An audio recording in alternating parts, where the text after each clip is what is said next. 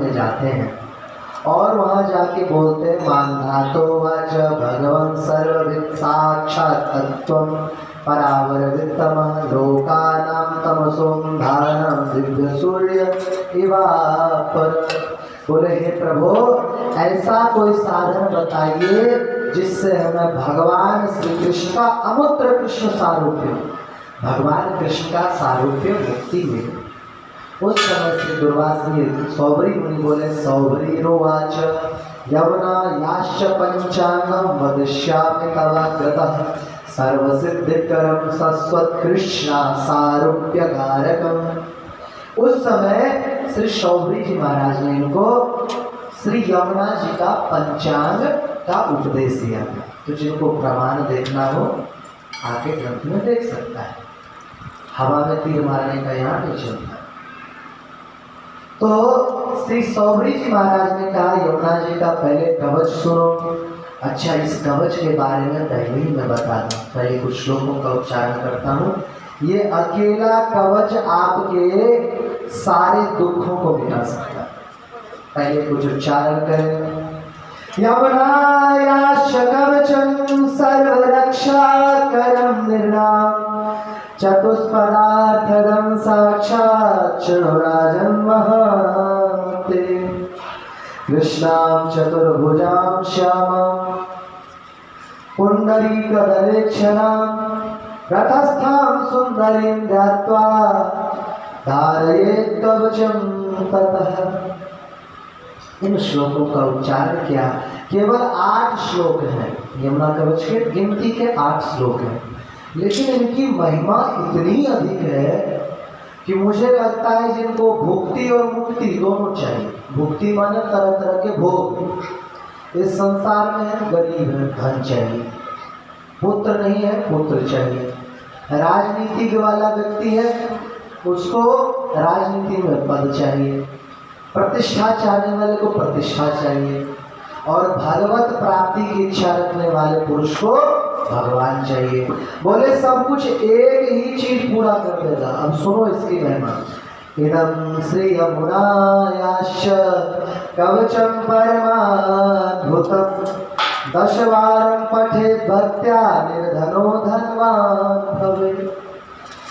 10 बार रोज पाठ कर लो। टाइम कितना लगेगा? बोले मुश्किल से 10 से 15 मिनट, बस 10 श्लोक है, ये 8 श्लोक। रोज 10 बार पाठ करने लग जाए, निर्धन भी धनवान हो जाता है। आप कहोगे प्रमाण इस बात का क्या है? क्या ये सच में होता है?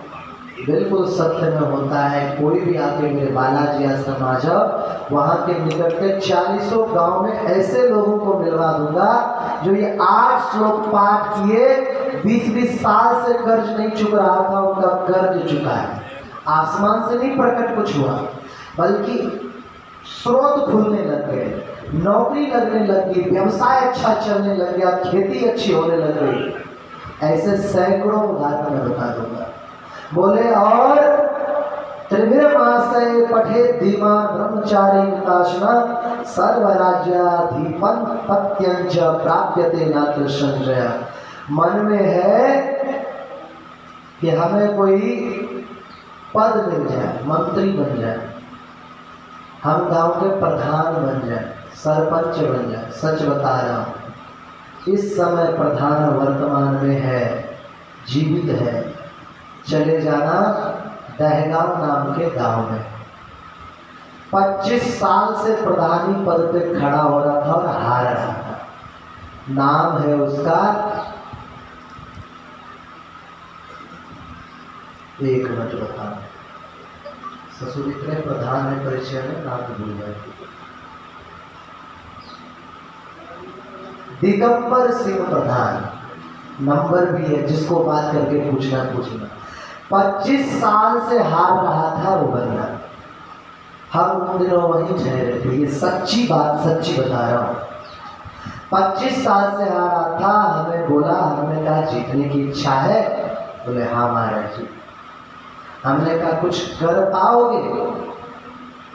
नियम से करना पड़ेगा, बिना नियम तोड़े करना पड़ेगा, रोज करना पड़ेगा। प्रत्यक्ष प्रमाण है। उसने बोले महाराज जी गुरु जी ने भी तो मंत्र दिया है, वो भी मैं 25 साल से जप रहा हूँ, ये दिया वो दिया, जब किस कौन सा दे दिया। उन्होंने सागर मंत्र फूक दिया। बोले एक उल्लू का पंख गले में लटका रखा है। हमने कहा कि इसका कोई महत्व नहीं। इसी यमुना जी के स्तोत्र को मैंने उसको कान में सुना करके और श्लोक का उच्चारण, क्योंकि सही उच्चारण होना बहुत आवश्यक है, एक एक श्लोक का उच्चारण शुद्ध करवाया। प्रातः काल कहा बिना जगे, अब क्या बिना जगे कैसे आएगा, जगने के बाद बिना किसी का मुंह तो देखे नहा धो करके आ जाए। उस व्यक्ति ने पाठ करना आरंभ किया। उसे कुछ ही दिवस बाद उसे लग रहा था हारेंगे इस बार में, लेकिन उस बार मुश्किल से एक वोट से लेकिन जीत गया। है चमत्कार की नहीं? तो कह रहे हैं ये कि दशोत्तर शतम नित्यम त्रिभिर्माशय पठे धीमान ब्रह्मचारी हुताशना, 3 महीने तक ब्रह्मचारी भाव से, गृहस्थ है तो संग ना करे, चाहे स्त्री हो चाहे पुरुष हो, और मिताशना कम भोजन करके, मतलब ऐसा नहीं भर भर पेट खाए सो गए नींद आए, कहाँ पाठ करो, कम भोजन करके थोड़ा कम कर, और नित्य 10 बार पाठ करता है तो उसे राज्य का सर्व राज्य अधिपत्य प्राप्त देना संशय, मतलब कोई पद चाहिए वो प्राप्त हो जाएगा। और तो दशोत्तर शतम नित्यम त्रिमाशावधि भक्तितः या पठेत प्रयतो भूत्वा तस्य किम किम न जायते। बोले जो 110 बार रोज पाठ करेगा 3 महीने तक, वो जो चाहेगा वो मिलेगा। ये सच्ची बात, अद्भुत है। लगता है विष्णु जी आए हैं, विष्णु ने हरिश्चर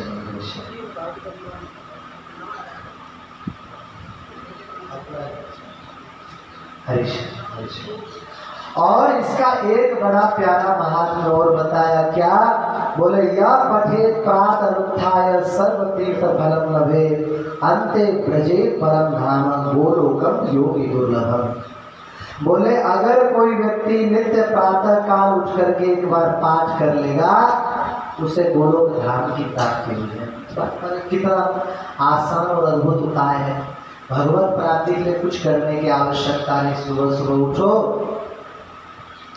श्री संत भगवान की जय। आई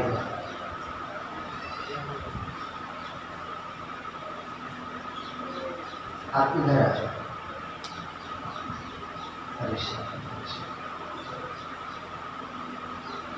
नारायण देखो मुख्य परिचय ससुरा गायब रहता है हमसे। कपिल लाला ये तखत उठा के इधर संत भगवान को बिठा।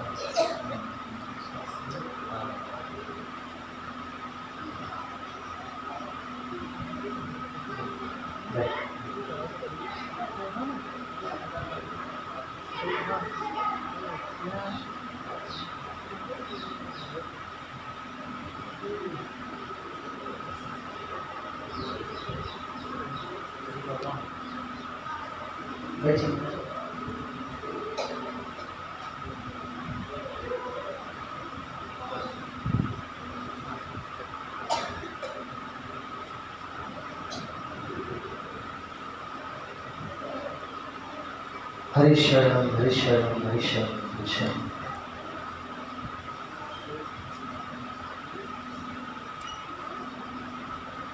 तो महाराज बड़ा उत्तम श्लोक है, बता इतनी महिमा किसकी होगी। और कहोगे कि ऐसा सुंदर स्तोत्र कवच है, केवल 8 ही श्लोक का है, भुक्ति मुक्ति सब प्राप्त हो जाता है। और एक तो ये प्रमाण है, यहाँ का प्रधान, ये दहगांव का वो प्रधान जो है 25 साल से हार रहा था, परंतु यही स्तोत्र पढ़ के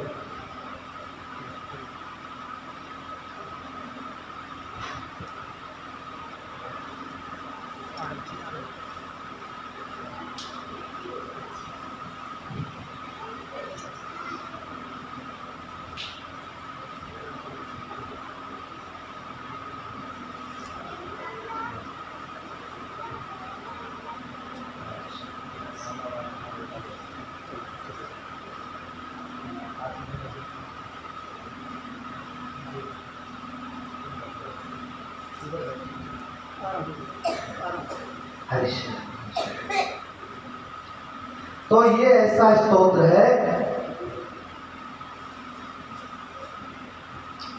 जिसके पाठ से भुक्ति मुक्ति आदि सब कुछ प्राप्त हो जाता है। महाराज जी, यमुना कवच नाम का एक कवच है, कृष्ण कथा के अंतर्गत आता है। श्री इन्होंने वर्णन, सौरी जी ने वर्णन किया। इसका इतना अद्भुत महात्म है कि हमने प्रत्यक्ष एक नहीं सैकड़ों लोगों पर प्रैक्टिकल देखा, और उसमें केवल भगवान का नाम और कुछ नहीं। और कैसा भी ऐसा व्यक्ति हो जो कई कई वर्ष से कर्ज में डूबा हुआ, तो वो मुक्त हो जाता। किसी को अगर कोई साधन नहीं बन पा रहा है जीविका का, तो आजीविका का साधन बनने लगेगा। 8 से 10 दिन में चमत्कार, इतना अद्भुत स्तोत्र है। आगे कथा, ये लड़का कहाँ चला गया?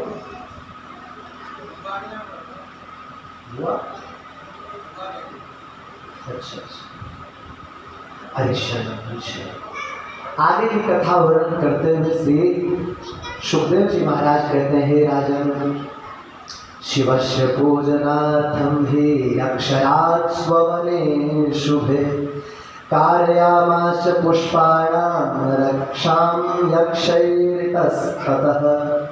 बोले यक्षराज कुबेर ने अपने वाटिका में बहुत सारे सुंदर फूल लगा रखे थे, और उन फूलों से वह भगवान शंकर का नित्य अभिषेक किया करते थे।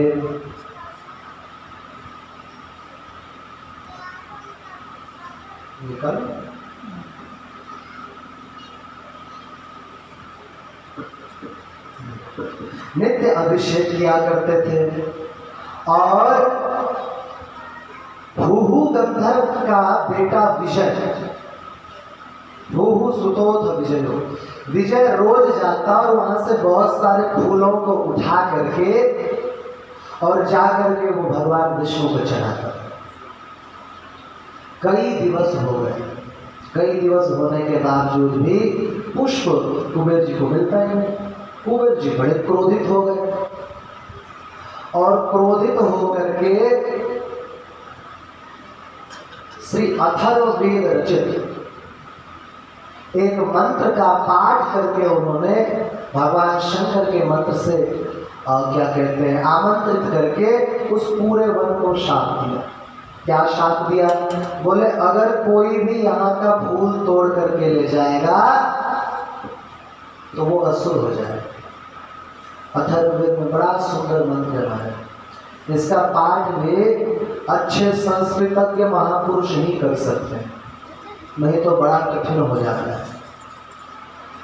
हरि ओम डिम डिम डिम कत डिम्ब डिम्ब डमरू पाणी सदा यस्य वै फुं फुं फुं कर सर्पजाल हृदयम् धन धन च घंटारमं वम वम मंगत वम वम वहनम कारुण्य पुण्यात्परम भम भम भगत भम भम नयनम ध्यायेत शिवम शंकरम यावत तोय धरा धरा धर धरा धारा धरा भूधरा यावत चारु सुचारु चारु चमनम चामी जलम चामरम यावत राम राम राम रमणम रामायणे श्रूयतां तावत भोग विभोग भोग मतुलम यो गायते नित्यशः यस्याग्रे द्वाट द्वाट गुट गुट ममलम टंक टंक टटकम तैलम तैलम दुतैलम कुकु कुकु कुकुमम खंग खंग सदकम डंस डंस डुडंस डूहि चकितम भूपकम भूयनालम ध्यायस्ते विप्रगाहे सब सती शवलः पातु व चंद्रका। बोले महाराज इन श्लोकों का उच्चारण करके आज भी कहते हैं, वैसे तो अब संत लोग याद भी नहीं करते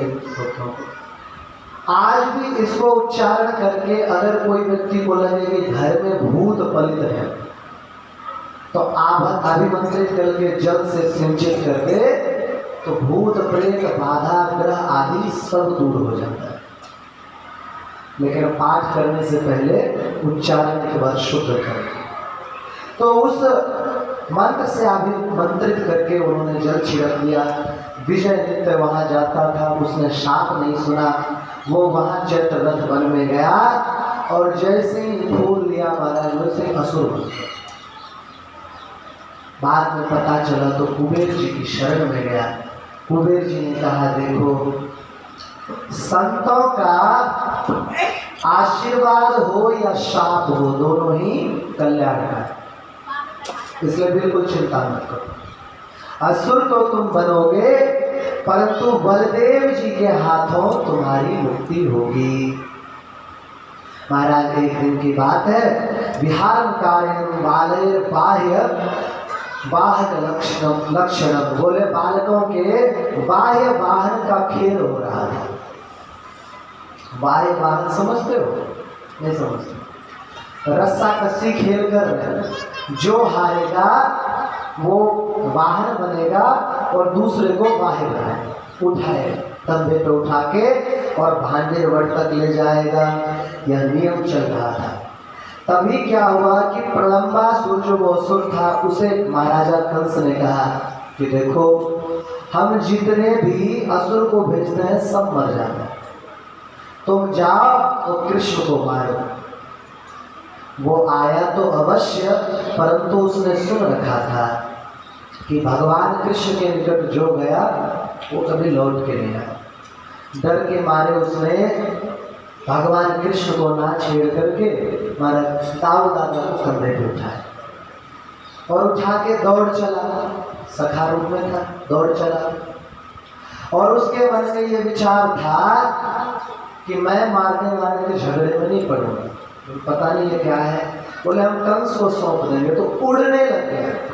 दाऊ दादा ने ये देखा, ये देख करके दाऊ दादा को बड़ा क्रोध आया। रुषाहनं मुष्टिना तम शिरस्यन्द्री यथान्वित, बोले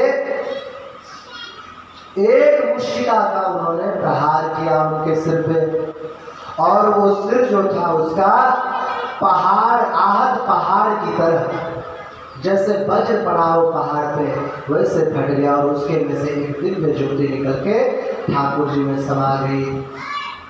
बोल प्रलंबासुर अघहारी भगवान कृष्ण की।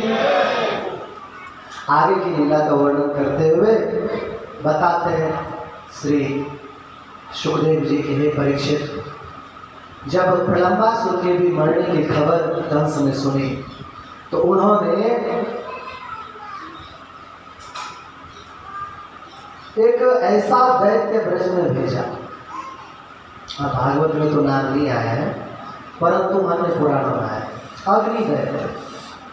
बोले तुम एक कार्य करना, वहां जाकर के केवल अग्नि ऐसा प्रकट करना कि सारी सारी गैया और ग्वाल मर जाए, उसके बाद हम देखेंगे।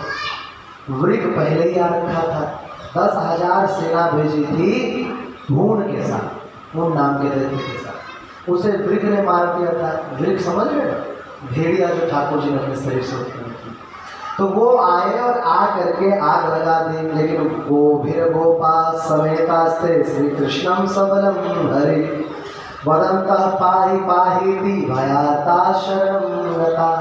महाराज वो पाई पाई करते हुए भगवान के चरण में गए। बहुत संक्षिप्त लीला चल रही है, क्योंकि 3 दिन तो हमें महात्मा में व्यतीत हो गए, तो इसलिए बहुत संक्षिप्त प्रयास कर रहे हैं, कम से कम कंस वध तो हो ही जाए।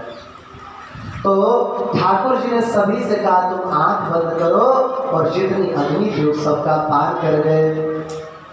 उसके बाद इन्होंने कहा ठाकुर जी से कि ठाकुर जी लाला मुझे भूख लगी, हम सभी को भूख लगी।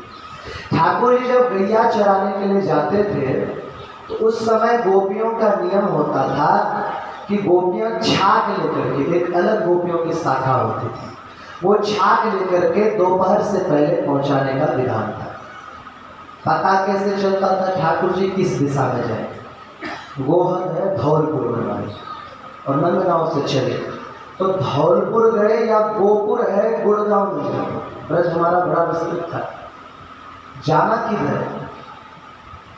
तो ठाकुर जी जो है एक ही कान में कुंडल धारण करते, बलराम जी एक ही कान में कुंडल धारण करते। क्यों? ये बताने के लिए कि किस दिशा में जा रहे हैं। अगर इस कान में कुंडल बलराम जी के धारण है तो इधर चले जाए, इस कान में है तो इधर चले जाए। और भाग्य से उस दिन था बलराम जी का वर्षगांठ। वर्षगांठ में दोनों कानों में कुंडल पहना दिया था। गोपी को पता चला कि जाना किधर है, वो भटक गए, तो बाल बालों के पास भोजन नहीं पहुंचा। बड़े दुखित होकर के बोलते हैं गोपा उचुहु।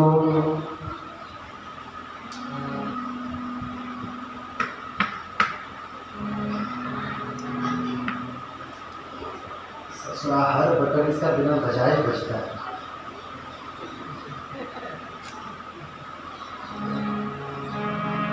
गोपाल बाले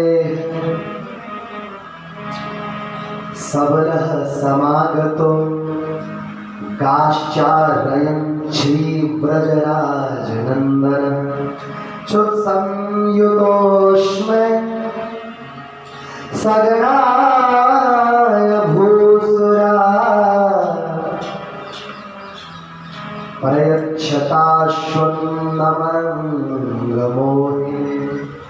गोपों ने कहा, जब ग्वाल बालों को कहा ठाकुर जी ने कि तुम एक काम करो, मथुरा में चले जाओ और जाकर के वहाँ पर ब्राह्मण लोग यज्ञ कर रहे हैं, उनसे पूछ लिया। वो वहाँ पर गए और जाकर के महाराज उच्चारण भी किया कि हम भगवान कृष्ण के भेजे हुए उनके बाल बाल कुछ भोजन दे दो। लेकिन कर्म के फांस में ऐसे बंधे हुए थे वे सभी ब्राह्मण कि उन्होंने ग्वाल बालों की ध्वनि भी नहीं सुनी। महाराज कहना कर्मणो गति। भगवान के दूत भगवान के ग्वाल बाल द्वार पे खड़े हैं, लेकिन वह उनकी कुछ भी श्रवण नहीं कर रहे हैं। इसीलिए शायद हमारे ऋग्वेद का सूत्र है अतिथि देवो भव। कोई भी अतिथि आ जाए उनको देवता ही समझो। क्या पता किसी दिन भगवान ही अतिथि रूप में आ जाए। जब उन्होंने कुछ नहीं दिया तो वापस गोपाल आए और आकर के तुमस्य धीशो ब्रजमंडले बलि। हे कृष्ण, तुम केवल ब्रजमंडल के अधीश हो, यहीं के राजा हो, श्री गोकुले नंद पुरोग्र दंड हो। तुम्हारा बल केवल गोकुल में चलता है। वो ब्राह्मण लोग तुम्हारी तरीके भी नहीं सुने। बोले अच्छा, तो बोले कि बच्चों एक काम करो, तुम उनके पत्नियों के पास चले जाओ। उनकी पत्नियों के पास गए। उनकी सभी पत्नियों ने जब सुना तो अपने थालों में सजा करके तरह तरह के भोज्य पदार्थ ठाकुर जी के पास ले आए। ठाकुर जी ने ग्रहण किया और बोले हे विप्र पत्नियों, धन्यायूयं दर्शनार्थ मागता हे द्विजांगना प्रतियात गृहात् शीघ्रं निशंका भूमि देवता। तुम लोग लौट जाओ, ब्राह्मण लोग अब तुम पर संदेह नहीं करेंगे। तो इतना कहने पर सभी गोपियां वहां से लौट गईं। कुछ विस्तृत कथा व्यास लोग मन से बना के भी बोलते हैं कि बोला, अरे वहां हमें कैसे स्वीकार करेंगे, हो हम तो सती छोड़ के आ गए, जबकि ये सब मनगढ़ंत बातें हैं और कुछ नहीं। हरिशरणम हरिशरणम। उसके बाद की लीला में कहते हैं एक दिन एकादशी का व्रत था और द्वादशी पारायण काल से पहले निशीत काल में नंद बाबा स्नान करने के लिए गए यमुना जी में। उस समय वरुण लोक के दूत उनको उठा के वरुण लोक ले गए। सबके सब चिल्ला पड़े, अरे ठाकुर ये नंद बाबा डूब गए हैं। तो ठाकुर जी यमुना जी में कूद करके वरुण लोक गए। वहां वरुण जी ने ठाकुर जी की बड़ी स्तुति करी। नमः श्री कृष्ण चंद्राय पूर्णतमाय च असंख्य ब्रह्मांड भिते गोलोकपतये नमः। वहां उनकी स्तुति करी और बोले, हे प्रभु तत्क्षम्यतां भो शरणं गतं मां, हम अपने दासों की ओर से क्षमा मांगते हैं। इतना कह के उन्होंने नंद बाबा को सौंपा। नंद बाबा को लाए तो जितने भी ग्वाल बाल थे उन सभी ने कहा कि लल्ला, यदि तुम भगवान साक्षात लोकपालय सुपूजितः दर्शयासु परम लोक वैकुंठम परिहिनः। जैसा कि नंद बाबा बता रहे हैं कि तुम स्वयं भगवान हो, वरुण जी भी तुम्हारी स्तुति कर रहे हैं, तो हमें वैकुंठ लोक के दर्शन करा। तुरंत ठाकुर जी ने लीला दिखाई और सबके सब वहीं पर आप जाओगे। ब्रह्म सरोवर है वृंदावन में, है ना, ब्रह्म सरोवर। रंगनाथ जी मंदिर है, रंगनाथ जी मंदिर, उसके पीछे ब्रह्म सरोवर। तो उसमें सबके सब ने प्रवेश किया और तुरंत वैकुंठ धाम में ही निकले। लेकिन वहां जैसे ही निकट जा रहे थे, पार्षदास्ते गदाधारी पार्षद तुरंत रोक बोले, रे तुष्यं प्रभुवत मां वक्तव्यम बने चला। ए बन के गोपो, ज्यादा बातचीत मत करो, ठाकुर जी बैठे हैं, शांत रहो। ठाकुर जी का रूप दर्शन करके और महाराज सबके सब ब्रजवासी कह रहे हैं कि भैया यहाँ तो हमें समीप भी खड़ा नहीं होने दिया जा रहा। तस्मात् ब्रजात् वरम नास्ति कोपि लोको न शौक्यधर। बोले ब्रज से बढ़कर के तो वैकुंठ भी नहीं है। बोले लाला हमें ब्रज में ही ले जाओ। और ठाकुर जी ने उनको ब्रज में ही वापस भेज दिया। ऐसे ही एक दिन भद्रकाली और पशुपतिनाथ का आराधना करने के लिए सबके सब अंबिका बन गए। वहां पर एक बड़ा भयानक अजगर था। उसने नंद बाबा को निगलने का प्रयास किया। सभी जल्दी लाठी मार मार के बचाने का प्रयास करने लगे। ठाकुर जी आए और चरण प्रहार किया, तभी उसका रूप बड़ा सुंदर हो गया। वो बोलता है, महाराज अहम सुदर्शनो नाम विद्याधर प्रभु। हे प्रभु, मैं सुदर्शन नाम का बड़ा ही सुंदर विद्याधर था, लेकिन अष्टावक्र जी का अपमान किया तो अष्टावक्र जी ने दुर्मते तुम सर्पो भव, तू सर्प हो जाए, ऐसा शाप दिया। जब चरण में पड़ा तो उन्होंने कहा, भगवान श्री कृष्ण की कृपा से तुम्हारा उद्धार होगा। इसी तरह एक दिन की बात है, प्रातः काल का ही समय था। श्री राधा कृष्ण में चर्चा हो रही थी कि श्री गोवर्धन गिरिराज जी में कोई अद्भुत दिव्य ऐसा कुंड नहीं है जो सभी तीर्थों का सार है। ठाकुर जी ने योग माया का स्मरण किया और योग माया ने एकदा शैल देशेषु सर्वो भगवान हरि कृत्वा विलापन क्रीड़ा। अद्भुत विलापन क्रीड़ा समझते हो? ये समझते, विलापन क्रीड़ा जिसमें बच्चे कुछ चोर बन जाते हैं और कुछ कोतवाल बन जाते हैं, और चोर बच्चा भेड़ उठा ले जाता है बच्चों को। ये लीला कर रहे थे ठाकुर जी। उसी समय व्योमासुर आया और वो सचमुच कुछ बच्चों को चोरी करके ले गया। कामा से 2-3 किलोमीटर आगे कामाई क्षेत्र में व्योमासुर जी की गुफा है, वहां बंद कर दिया। ठाकुर जी ने देखा, ठाकुर जी बड़े क्रोधित हो गए और उसे दोनों भुजाओं से पकड़ के पृथ्वी पर दे मारा। भुजाभ्याम भूरि मंडले गृहीत्वा पातयामास तदा मृत्युं गतो। वह मर गया और उसके शरीर से एक कृष्ण तेज निकला और वो ठाकुर जी में समा गया। बोले महाराज ये कौन था? बोले काशी में भीमरथ नाम का एक बड़ा सुंदर राजा था। उसने मलयाचल पर्वत पर 1,00,000 वर्ष तक तपस्या कर रहा था। पौलस्त ऋषि वहां पर आए शिष्य से। पौलस्त ऋषि जानते हो? पौलस्त ऋषि विश्रवा के दादाजी, पिताजी रावण के दादाजी, ब्रह्मा जी के पुत्र। वो आए तो उनको देख के इन्होंने प्रणाम नहीं किया, तो उन्होंने शाप दे दिया कि तुम चमगादड़ की भांति हमें देख के आंख मूंद करके बैठे, जब चमगादड़ बन जाओ। तो वो व्योमासुर बन गए थे। इधर कुछ दिवस अभी बीते ही थे, ठाकुर जी की इच्छा थी कि सर्व तीर्थ में कोई कुंड बने। तो अरिष्टासुर नाम का एक दैत्य विशाल बैल का रूप धारण करके आया और गायों को, ब्रज गोपियों को, ब्रजवालों को परेशान करने लग गया। और वर्णन में तो ये भी आता है गर्जन घनत वीरः कृष्णो परिसमाक्ष्म। बोले इतना मजबूत वो था कि भगवान कृष्ण को उठा के फेंक दिया, इतना ताकतवर ये था। तो भगवान कृष्ण ने यह देख करके उसे लिया और महाराज 100 बार श्री कृष्ण स्तम श्रृंगेशु गृहीत्वा ब्राह्मण 100 बार उसे घुमाया और पृथ्वी पे दे मारा। उसका प्राण वहीं समाप्त हो गया। और बोले ये बृहस्पति जी का शिष्य था। पहले गुरु जी का आगे पैर आगे करके बैठा था। बृहस्पति जी ने सांप देखेगा तो बैल की तरह बैठा बैल हो जाए। द्वापर में भगवान उद्धार कर। लेकिन इस लीला के बाद श्री ब्रजमंडल भूमि की सभी गोपियों ने भगवान कृष्ण का बहिष्कार कर दिया। बोले तुमने एक बैल को मारा है। बोले अरे बैल को क्या मारा? वो बैल के रूप में असुर था। बोले असुर था तो क्या हुआ?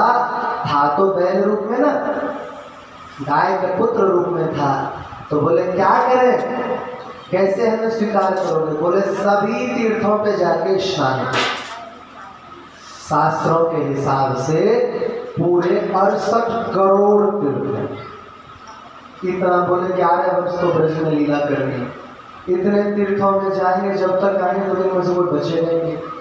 ठाकुर जी ने तुरंत अपने चरण के प्रहार से एक बड़ा विशाल गड्ढा किया और गड्ढा करके उसने सभी तीर्थों को बुलाया। सभी तीर्थ आए और उसमें जल भर दी। आप लोगों ने दर्शन किया है, श्री राधा कुंड गए कभी? राधा कुंड के बगल में कृष्ण कुंड। स्नान किया, बाहर आए, बोले अब हम तो पवित्र हो गए, लेकिन हे राधा रानी आप एक असुर का पक्षपात करके अपवित्र हो गए, आप भी स्नान करो। बोले अच्छा, तुम्हारा पाप धो करके ये कुंड तुम्हारा पापी हो गया, मैं उसमें स्नान नहीं करूँगी, मैं खुद बनाऊंगी। राधा रानी ने अपना कंगन निकाला और कंगन से कुंड बनाया। कंगन कुंड उसको कहा गया और वही आगे चलकर विस्तार को प्राप्त हुआ तो उसी को श्री राधा कुंड कहा गया। गए तो होंगे, दर्शन तो किया ही होगा। इस तरह से राधा और कृष्ण कुंड का प्राकट्य हुआ था। एक दिन की बात है, नारद जी महाराज पहुंच गए कंस के पास और बोले कि तुम यहाँ आराम से बैठे हुए हो, तुम्हें पता है देवकी वासुदेव ने तुम्हारे साथ छल किया। कृष्ण और बलराम इन्हीं के पुत्र हैं, ब्रज में पल रहे हैं। इतना सुनना था महाराज, ये बड़ा क्रोधित हो गया और क्रोधित हो करके हाथ में तीखी तलवार लेकर के इनको मारने चला। जग्राह शिवम खड्गम शौर्य महंतु सभातले, तुरंत तलवार लेके चला। नारद जी ने कहा अभी मत मारो, अभी केवल कैद कर लो। और यह सुनकर के उसने बद्ध्वा तम भार्यया सार्धम कारागारे दुरोधन, कारागार में बंद कर दिया, छोड़ दिया था बीच में। और फिर भोजराज के पुत्र श्री अक्रूर जी को बुला करके कहा, हे अक्रूर, तुम बड़े ही तेजस्वी हो और तुम्हारा सबके सब गुणगान करते हैं। तुम एक काम करो, ब्रज में चले जाओ और ठाकुर जी को किसी भांति, कृष्ण बलराम को किसी भांति ले आओ, तो हम कृष्ण बलराम की हत्या करवा देंगे और तुम्हें भी अच्छा राज्य देंगे। श्री अक्रूर जी महाराज चल पड़े। अच्छा, वर्णन में यह आया है कि अक्रूर जी महाराज सायंकाल तक पहुंचे थे ब्रज में, शाम को, और चले कब थे? प्रातः काल चले थे। हमें कभी कभी विचार आता है कि मथुरा से ब्रजधाम वृंदावन आना हो 10 किलोमीटर की दूरी, पैदल भी चलो तो आधा एक घंटा पहुंच जाएंगे। ऐसा क्या हुआ? तो संतों ने वर्णन किया है कि जब अक्रूर जी चले तो वह भगवत भाव से भरे, क्या भगवान श्री कृष्ण के हमें वहां पर दर्शन हो। भाव में भर के चले, कोई साथी नहीं था, खुद ही चला के आ रहे थे। भाव में इतने भर गए कि कृष्ण लीला का उनको दर्शन होने लग गया। उनका घोड़ा चलता रहा, दिल्ली पहुंच गया हस्तिनापुर।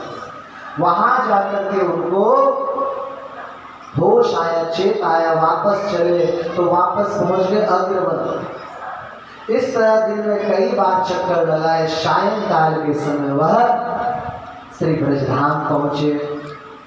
ब्रजधाम पहुंचने पर ठाकुर जी को देखते ही वह कूद पड़े और कूद करके उनके चरणों में गिर पड़े। महाराज वे दोनों देखो पुराणों पुरुषों परेशो पद्मेक्षणों श्यामल गौर वर्णों, उस ठाकुर जी का स्वरूप दर्शन करके, गौर वर्ण और श्याम वर्ण के ठाकुर जी का दर्शन करके बड़े प्रसन्न हुए। ठाकुर जी और दाऊ दादा दोनों इनके गोद में आ गए। इनको गोद में उठा के नंद भवन में गए।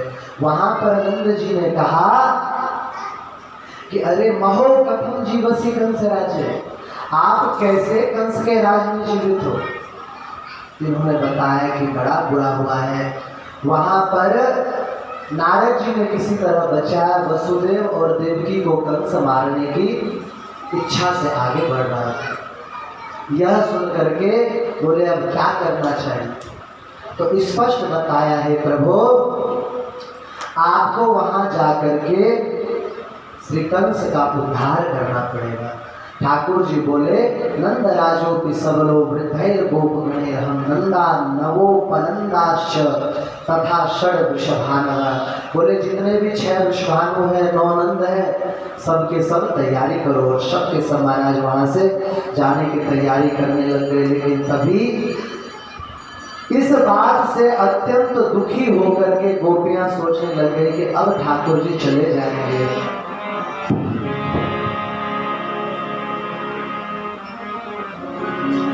गमिष्यतो भर्तुरीतीव दुःखिता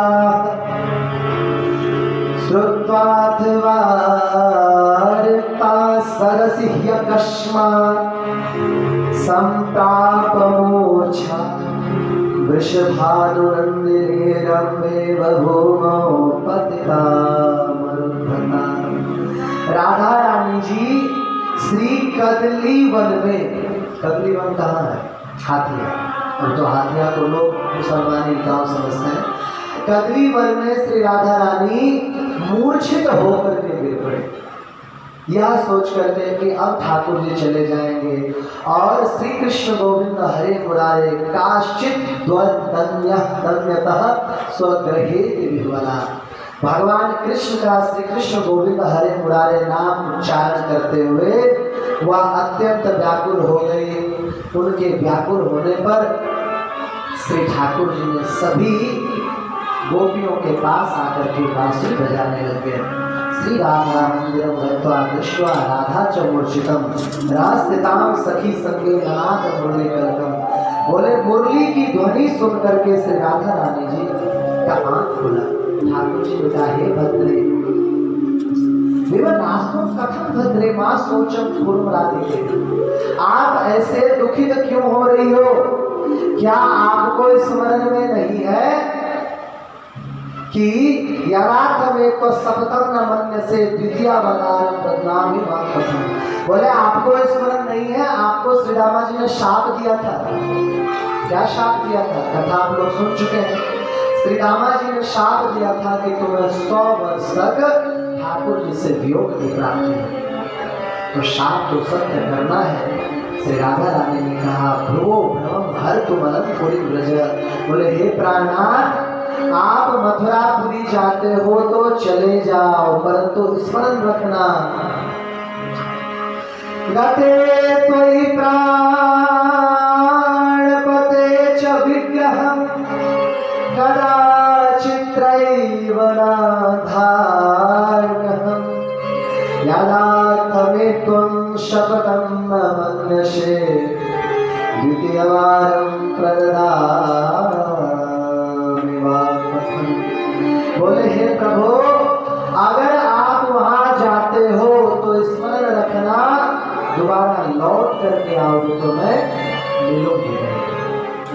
ठाकुर जी बोले कि तुम चिंता मत करो, हर मास के अंत में मासम मासम वियोगे ते दर्शनम ते भविष्यति, हर मास के अंत में मैं तुम्हें दर्शन अवश्य देता रहूंगा।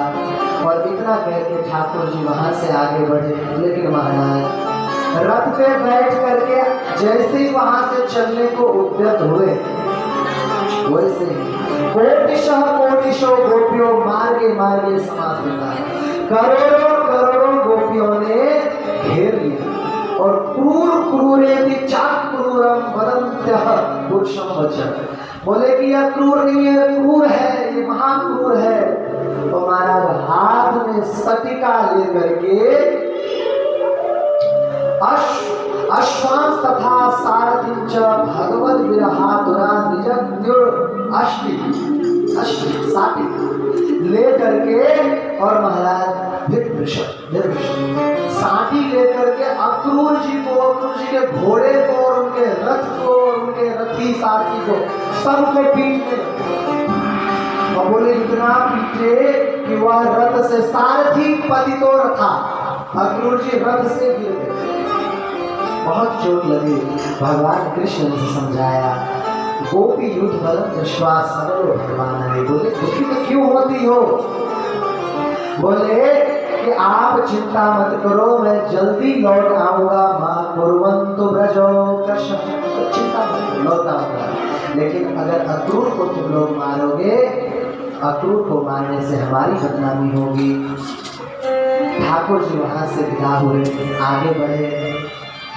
आगे चलने पर अक्रूर जी ने कहा प्रभु मैं स्नान कर दूं? ठीक है स्नान करो। स्नान करते समय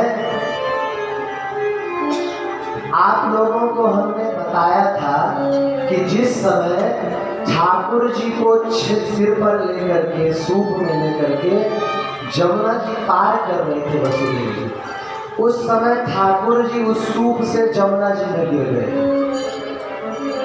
वसुदेव जी बहुत ढूंढने का प्रयास किया, परंतु ठाकुर जी ने, जब वसुदेव जी करोड़ पुकार से पुकारने लग गए तो श्री यमुना मैया ठाकुर जी को गोद में लेकर प्रकट हुई। तो जो ठाकुर जी उसमें समाये थे यमुना जी में, वो ठाकुर जी वसुदेव नंदा विष्णु अवतार ठाकुर जी थे। ऐसा हमारे श्री बंशीधर जी महाराज ने अपने टीका में वर्णन किया।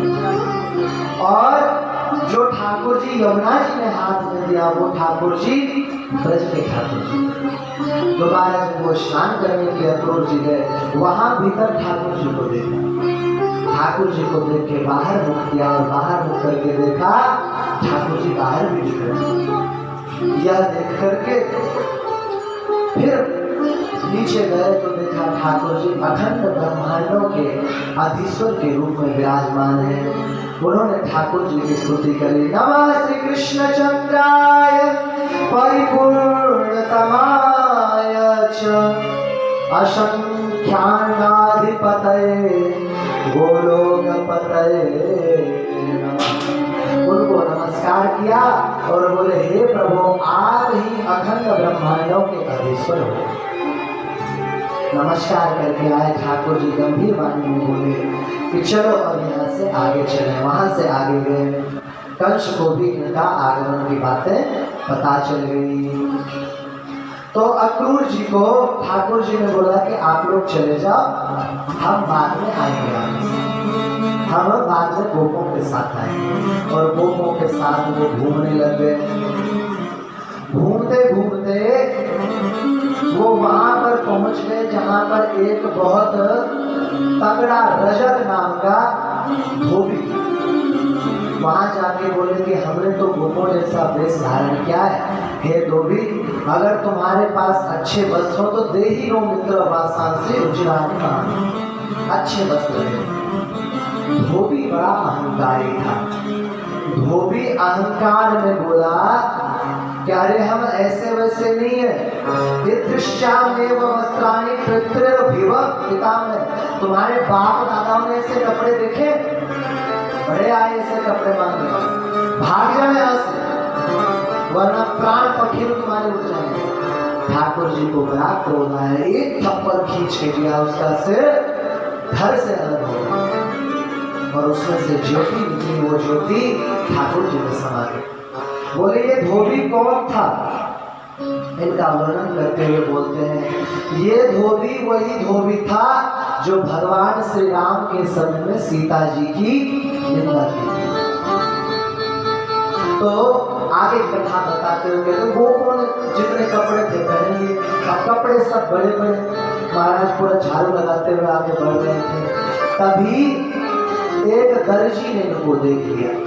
दर्जी आया और बोले बस आप लोग खड़े रहो। वो इतना कमाल का दर्जी था, खड़े खड़े कहीं से काटा कहीं से सिला और जैसा होना चाहिए वस्त्र वैसा ही बना दिया। दर्जी पर ठाकुर जी ने कृपा करी। सुदामा माली ने सुंदर फूल पहनाए। आगे गए तो आगे एक बड़ी सुंदर स्त्री उनको मिली।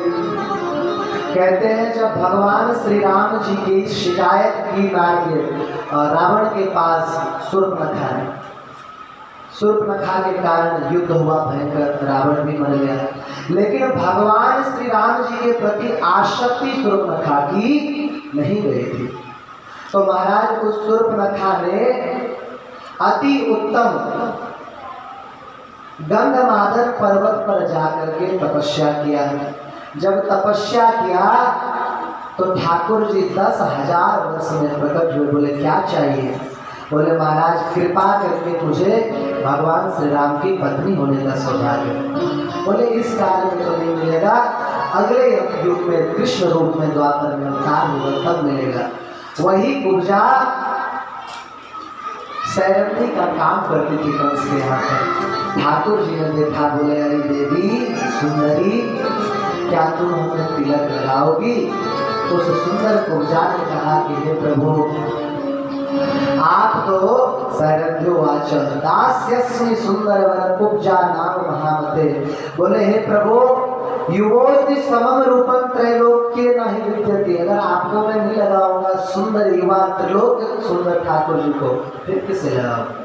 उसे लगाया। ठाकुर जी ने ठोड़ी पे हाथ रखा, चरण पे पैर रखा, उठाया, उसका त्रिवक्त्रपना समाप्त हो गया। वह ठाकुर जी के वस्त्र पकड़ लिए और वस्त्र पकड़ के बोले अच्छा सुहे सुंदर वर्य मधुर। बोले मैं काम से व्याकुल हो रही हूँ, मेरे घर चलिए। ठाकुर जी ने कहा तुम चिंता मत करो, कंस के उद्धार के बाद मैं तुम्हारे घर में अवश्य आऊंगा। उसके बाद का अद्भुत वर्णन करते हैं, उसमें घूमने का वर्णन करते हैं राज्य का, परंतु हम अभी नहीं कर पाएंगे, अंतिम दिन है, कंसवध भी आवश्यक है। ठाकुर जी आगे बढ़े तो आगे बढ़ करके उन्होंने देखा कि एक बड़ा विशाल धनुष रखा है। पूछा अरे ये धनुष किसका है? तो किसी ने बताया कि ये धनुष कंस का है, कंस ने रखा हुआ है और पूजन नित्य करता है। ठाकुर जी वहां गए, उसे उठाने का प्रयास किया, वो उठ गया धनुष। प्रत्यंचा चढ़ाई धनुष, प्रत्यंचा खींचा धनुष टूट गया। टूटते ही राजे कंस का जो है सिंहासन भूमि पर गिर गया, उसका मुकुट गिर गया। समझ गया कुछ न कुछ अनहोनी घटना हुई। कंस ने अपने सारे सैनिकों को वहां भेज दिया। ठाकुर जी को सैनिक पकड़ने गए। ठाकुर जी और दाऊ दादा ने धनुष का एक टुकड़ा लेकर के सभी सैनिकों का उद्धार कर दिया। वहां से आगे बढ़े।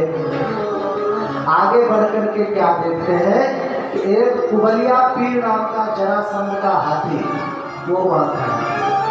महावत को ठाकुर जी ने कहा, क्या कहा, बोले कि अरे महावत आकर्षयाम नागेन्द्रम मार्गम कुरु ममेच्छय, मेरी इच्छा है मार्ग से हट जाओ, और नहीं हटे तो नो चेत्वा पातयिष्यामि सनातन भूमि मंडले, नहीं हटाओगे तो तुम्हें धरती पर गिरा देंगे, भूमि पर गिरा देंगे। वो तो बड़ा क्रोधित हो गया और उस हाथी पर अंकुश का प्रहार किया। वो अंकुश प्रहार से हाथी अत्यंत क्रोधित होकर के ठाकुर जी को मारने के लिए आगे बढ़ा। सूंड से पकड़ने का प्रयास किया। ठाकुर जी हाथी के पैरों के नीचे से निकल गए। जब ऐसी लीला होने लग गई तो 7 और महावत, सप्तरुरु हुस्तम गजम बना, 7 और महावत आ गए, 300 हाथी देकर।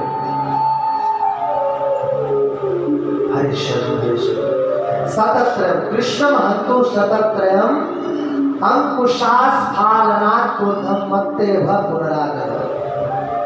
300 हाथी लेकर के आया, लेकिन ठाकुर जी ने उसके दोनों दांत उखाड़ लिए और दांतों से पीट पीट करके सबको मार दिया। वहां से आगे बढ़े तो जब वह युद्ध स्थल पर पहुंचे जहां पर युद्ध होना था, उस युद्ध स्थल पर सभी ने अपने अपने भावों के अनुसार ठाकुर जी का दर्शन किया।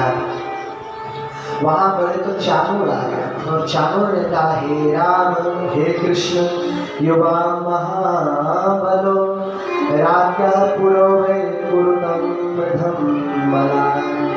बोले हे राम हे कृष्ण, आप दोनों अति बलवान हैं, आइए हमसे लड़िए, राजा का मनोरंजन होगा। ठाकुर जी ने कहा, पुरे भद्रम नृपते प्रसादतो बालाम वयम तुच्छ बलेश कालिका। हम तो छोटे बच्चे हैं, हम अपने बराबरी वाले से लड़ेंगे। इन्होंने महाराज अलग अलग कल की कथा प्रणाम करके बोले, भगवान न बालो न च वाग किशोरो प्रभु। हे प्रभु, आप ना बच्चे हैं न दाऊ दादा किशोर है। आप दोनों ने अभी कुबलिया पीर हाथी को सहस्त्र मत्ते भवनम ददानो, जो सहस्त्र हाथी बल वाला राक्षस था, उसे भी आप नहीं कहते।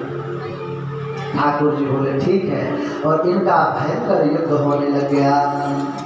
हस्ताभ्याम वरुरुत्थाय चाणूरस्य हरिरिसु। महाराज ठाकुर जी ने दोनों हाथों से उठा करके उसके शरीर को ऐसे तोला जैसे अतोलयते भारम पुण्य भारम यथाविधि, जैसे ब्रह्मा जी पुण्य पाप को तोड़ते हैं। और भयंकर युद्ध हुआ। ठाकुर जी ने शल कौशल आदि चाणूर मुष्टिक आदि का जब वध कर दिया, वध कर करके और फेंक दिया इनके सामने, कंस के सामने। कंस अति क्रोधित हो गया और कंस क्रोधित होकर के जोर जोर से चिल्लाने लग गया। कंस ने कहा, दुर्बुद्धि युक्तो वसुदेव नंदनो प्रसह्य निसार यस्ताशु मत्पुराण हरम तो सर्वं ब्रजवासी नाम धनम वदनीत नंदम सहसाति दुर्मते। बोले ऐसे ही को ये दुर्बुद्धि नंद पुत्र दोनों को भगा दो, यहाँ से बाहर कर दो, नगर से निकाल दो, ब्रजवासियों का धन छीन दो, नंद बाबा को जेल में डाल दो, वसुदेव को मार दो। लेकिन एक बात वह भूल गया, उसके सारे सैनिकों को धनुष स्थल पर ठाकुर जी पहले ही मार चुके थे, कोई नहीं था वहां। इतना कहना था, ठाकुर जी तुरंत वहां कूद करके मंच के ऊपर चढ़ गए और मंच के ऊपर चढ़े तो कंस भी गदा लेकर के ठाकुर जी पर प्रहार किया। बोलते हैं कैसे, बोले भुज बंधार बना रहे, जैसे सर्प और गरुड़ का युद्ध हो रहा हो। महाराज ठाकुर जी को पकड़ के वह आकाश में चला गया। सतहस्तम महांबर, 100 हाथ ऊपर अंबर में चला गया, लेकिन ठाकुर जी ने उसे पकड़ा और वहीं से नीचे गिर गया। फिर तीनों लोगों का भार लेकर के ठाकुर जी उसके ऊपर कूद पड़े, उसकी वही मृत्यु हो गई। लेकिन ठाकुर जी अति क्रोधित हैं और उसके शरीर को लेकर के महाराज घसीट रहे चारों ओर, मेरे माता पिता को, भक्तों को इसने कष्ट दिया। तभी कंस के जितने भी भाई थे, वो सुनामा, सृष्टि, क्रोध, दुष्टिमान, सबके सब युद्ध करने आए। दाऊ दादा ने और ठाकुर जी ने एक एक करके सभी को मार डाला। वहां पर दुंदुभियां बजने लग गई, चारों ओर जय जयकार होने लग गया। बोले कृष्णवर्धन भगवान की। उसके बाद अस्थि और प्राप्ति दोनों के दोनों दुखित हो गई और दुखित होकर के अपने पिता के पास चली गई। वसुदेव देवकी जी को ठाकुर जी ने मुक्त किया। तो मुक्त करने के बाद उन्होंने जो उस समय 20 लाख गौ दान करने का संकल्प किया था ठाकुर जी का अवतार के समय, उन्होंने 20 लाख गौ का दान दिया। कुछ दिवस बाद ठाकुर जी अध्ययन करने के लिए संदीपनी मुनि के यहाँ पर गए। संदीपनी मुनि के यहाँ पर 64 दिन के भीतर 64 कलाओं का अध्ययन किया। वहां की एक कथा बड़ी प्रसिद्ध है, पूरी तरह से झूठी। कहते हैं संदीपनी मुनि ने, बता देता हूँ प्रसंग है तो, संदीपनी मुनि ने क्या किया, बोले कि कृष्ण को बोला कि तुम्हारे ऊपर बंद है, तुम पार भूले। सुदामा बोले हम भी चले। तो दोनों जंगल में गए तो कुछ चना दे दिया था माता जी ने खाने को। भयंकर बारिश हुई तो सुदामा जी चना खा गए और कृष्ण को नहीं खिलाया। बाद में पूछा तो बोले कि भैया मुझे ज़्यादा भूख लगी थी, झूठ बोला कि दांत खटखटा। महाराज जी ये कथा ना भागवत में है, ना ब्रह्मवैवर्त पुराण में है, ना गर्भ संहिता में है, ना पद्म पुराण में, ना विष्णु पुराण। तो हम भी इस कथा को नहीं लेंगे, आगे बढ़ जाएंगे। बोले कि गुरुदेव क्या गुरु दक्षिणा दें। बोले कि गुरु दक्षिणा अगर देना चाहते हो, मृतम पुत्रम दक्षिणाया आभ्यम द्रवे गुरु विजन। बोले हमारा पुत्र मर गया है, उसे लौटाना। ठाकुर जी गए समुद्र के निकट, समुद्र दोनों हाथ जोड़ करके प्रणाम किए। समुद्र को इन्होंने बोला कि पुत्रम देहि गुरु, मेरे गुरु जी के पुत्र को लौटा। समुद्र बोले महाराज मैंने नहीं माना है, बल्कि पंचजन नाम का एक असुर है, उसने उसको खा लिया। ठाकुर जी नदी में कूद गए। पंचजन नाम के असुर को प्रहार करके बलपूर्वक मार डाला, उसके हड्डी का निकाल करके शंख बना लिया। जब वहां भी नहीं मिला तो वो पहुंच गए यमराज के पास। यमराज से कहा कि मेरे गुरुपुत्र को लाओ। यमराज जी ने गुरुपुत्र दिया, गुरुपुत्र को लेकर के ये आए। परीक्षित जी पूछते हैं कि पंचजन कौन था। बोले पंचजन नहीं था, परंतु ठाकुर जी के हाथ में नित्य नियम से निवास करता था। इस बात का उसे बहुत ज्यादा अहंकार हो गया। अहंकार हो गया तो वो सोचने लग गया कि देखो ठाकुर जी हमेशा मुझे हाथ में धारण करके रखते हैं, हमेशा जो ठाकुर जी का अधर पान है हमें मिलता रहता है और किसी को ऐसा सौभाग्य नहीं मिलता है। इतना सोचना था कि लक्ष्मी मैया ने कहा तुम अहंकारी हो गए, तुम मुझे भी छोटा बनाने लगे, जाओ तुम असुर बन जाओ। तो वही असुर बन गया था। इस कारण से ठाकुर जी ने उसका उद्धार किया। इससे महाराज और भी बहुत कुछ वर्णन है, लेकिन उसके बाद का ही वर्णन करते हैं। उसके बाद ठाकुर जी जब वापस आ गए तो एक दिन उद्धव जी को बुलाया। अब प्रसंग है तो प्रारंभ में बता देता हूँ, फिर उद्धव चरित्र का वर्णन करेंगे। महाराज जी हमने ज्यादा नहीं भी तो उद्धव जी के संबंध में 25 ग्रंथ खड़ा है, 25 ग्रंथ खड़ा है। जैसे श्रीमद् भागवत है, ब्रह्मवैवर्त पुराण है, गर्भ संहिता है, विष्णु पुराण है, पद्म पुराण है, आदि पुराण है, वेंकटेश पुराण है, कालिका वैष्णव पुराण, कालिका पुराण है, रुद्रयामन तंत्र है। लेकिन कहीं ऐसा एक श्लोक नहीं मिला कि उद्धव जी महाराज ज्ञान का उपदेश देने के लिए ब्रज में, एक श्लोक नहीं। अब सुनो किस लिए ठाकुर जी गए थे। ठाकुर जी ने एक दिन उद्धव जी को बुलाया और कहा गच्छम गच्छ शीघ्रम ब्रजम हे सखे सुंदरम श्री लता कुंज पुंजादिभिरमणितम। बोले हे सखे, तुम लता कुंजों से अलंकृत ब्रजमंडल धाम में चले जाओ। और मैंने 6 अलग अलग चिट्ठी लिखी। एक पत्रम तो नंदाय वैदीयताम, एक पत्र तो नंद बाबा को दे देना। और द्वितीयम यशोदा करैव चैव भो, दूसरा पत्र यशोदा जी को दे देना। तृतीयम त्रिदम राधिकाय, तीसरा राधा रानी को देना। चतुर्थम सखीभ्य, बोले सभी को एक एक पत्र देना। श्री नंद बाबा बड़े दयालु हैं, उनका मन निरंतर मुझ में ही लगा रहता है। और मत प्रिया राधिका मद वियोगा तुला, राधा रानी तो नित्य निरंतर मेरे वियोग में रहती। एक एक पत्र उन सभी को देना। और मेरा ही रथ ले जाओ, मेरा ही पीत पट पहन करके जाओ, मेरा ही पीतांबर पहन करके चले जाओ। ठाकुर जी को उद्धव जी ने प्रणाम किया। इत्युक्त उद्धवा शीघ्रम नमस्कृत्य कृतांजलि कृष्णम प्रदक्षिणीकृत्य रथारूढ़ो ब्रजम ययो। अब बताओ, इस श्लोक में कहीं है कि ठाकुर जी को उद्धव जी ने कहा अरे आप भी होते हो, आप ब्रह्म हो, ये हो वो, कहीं कहा? कहीं नहीं कहा। उन्होंने ठाकुर जी को नमस्कार किया और नमस्कार करके ब्रज की ओर चल पड़े। ब्रज में गए, बड़ा भव्य ब्रज दिखाई दे। कोटिशा कोटिशो गावो यत्र यत्र मनोहरा, श्री शंकर भगवान की जय। करोड़ों करोड़ों गैया आदि दिख पड़े। गोप ग्वालों ने सोचा कि ठाकुर जी आ रहे हैं। बस महाराज वो सब के सब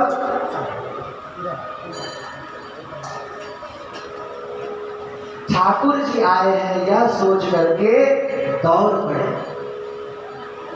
ठाकुर जी देखा है, ठाकुर जी ने तो कोई और है, तो उनको देख करके उद्धव जी ने सभी को गले से लगाया और गले से लगा करके बोले भैया उद्धव, हे श्री दामा आपको यादवाना महत्कार्यम उत्पाद सबला प्रभु बोले कि गृहाण पत्रम श्रीदामा, हे श्रीदामा आपके लिए भी ठाकुर जी ने पत्र भेजा, लो पत्र लो।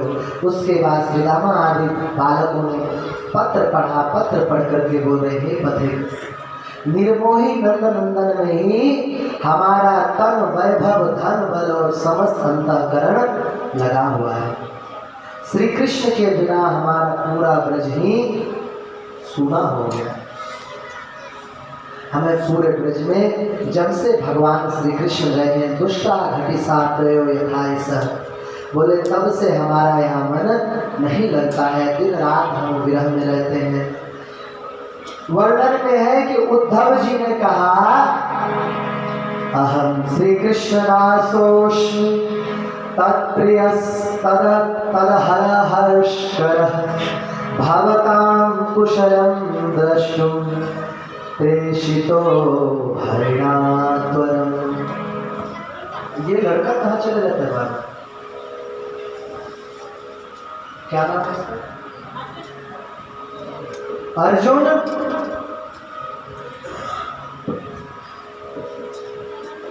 अर्जुन यहाँ पर आओ।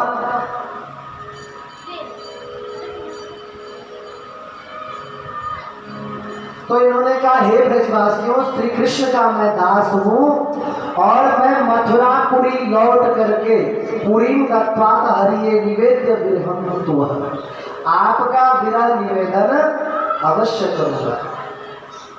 कहीं एक श्लोक भी वर्णन में नहीं मिलता कि उद्धव जी ने किसी को उपदेश दिया, एक भी श्लोक नहीं मिलता। उसके बाद वहां से वो नंद बाबा के यहाँ पर गए। नंद बाबा जी ने उनको देख करके गोद में बिठा लिया, बोले कि हे महामते उद्धव जी, कश्चित सखा में पूरी सूर सेना आस्ते स्वपुत्र कुशी महामते, हमारे जो ठाकुर जी हैं वो कुशल तो है और महाराज सबका कुशल क्षेम पूछ करके और श्री राधा रानी के पास कदली वन में गए। कदली वन में श्री राधा रानी का दर्शन करके और वहाँ का सब कुछ निवेदन करके श्री उद्धव जी महाराज ब्रज में लौट गए। ब्रज में लौट करके जब ठाकुर जी का इन्होंने, कहाँ चले जाते बार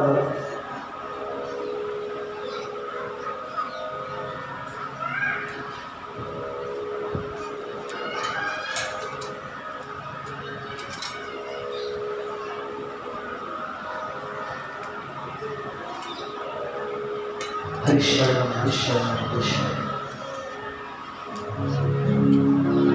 कदली वन में पहुंचे तो कदली वन में चर्चा चल पड़ी कि भैया अक्रूर का वो रथ जो ठाकुर जी लेके चले गए थे वो दोबारा लौट आए। उस रथ को देख करके सभी विचार करने लग गए कि अरे वो अक्रूर जो क्रूर है वो दोबारा तो लौट करके नहीं आ गया। ऐसा विचार ही कर रहे थे कि ठाकुर जी के सखा श्री उद्धव जी महाराज वहाँ गए और उद्धव जी ने जाकर के श्री राधा रानी के चरणों पर प्रणाम किया और हर्षपूर्वक बोले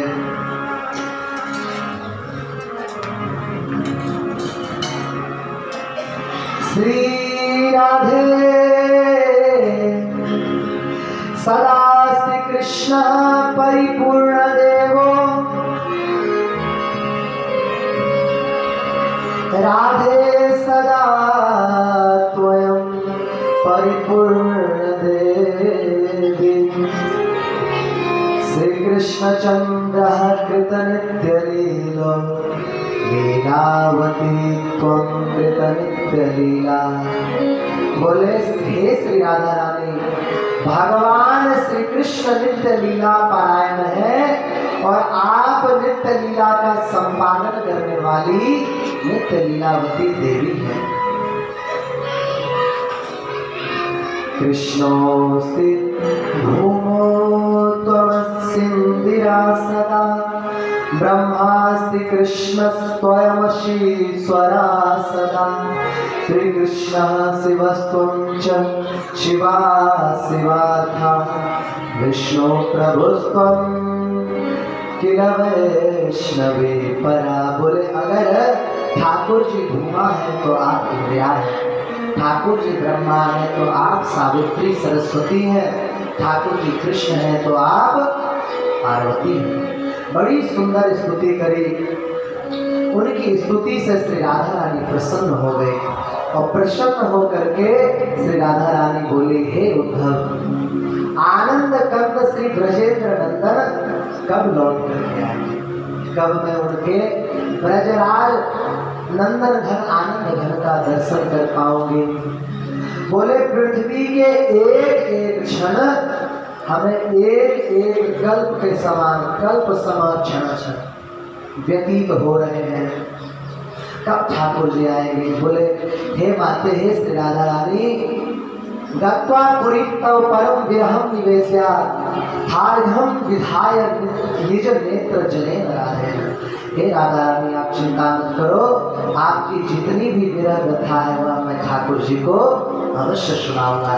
ठाकुर जी को अलग अलग विरह व्यथा सभी गोपियों ने सुनाई। ठाकुर जी ने जब उन सभी प्रसंगों को सुना तो ठाकुर जी ने कहा ठीक है अब चलो मथुरा की ओर चले।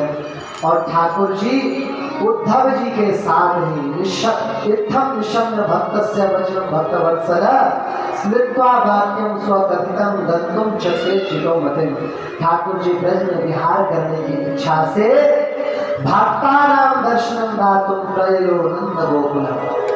रथ में बैठे और बैठ करके नंदगांव की ओर चल पड़े।